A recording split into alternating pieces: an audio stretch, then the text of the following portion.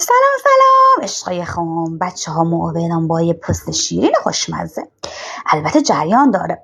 رفتم سوپری که خواستم وسیله ها صبحوننه بخرم. یه ذره مربا نگو 40-50 تومن. خلاصه زور باوه گفتم خم راسته کنم. البته وسایلش هم من خونه داشتم.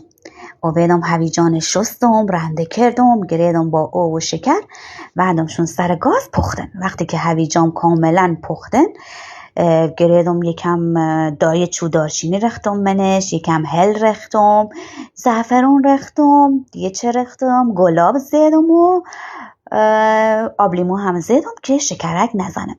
خلاصه هشتم سر گاز یه قلق قل زنه. گریدم گازم کم کردم و حالت برنج که دم بکشه همطوری هشتم کامل همه مواد به خورد هم ردن تا به غلظت مناسب رسیدن. بچه ها نلین خیلی سفت بوه، چون که وقتی که مرباتون سردابی بازم یکم سفتر بوه.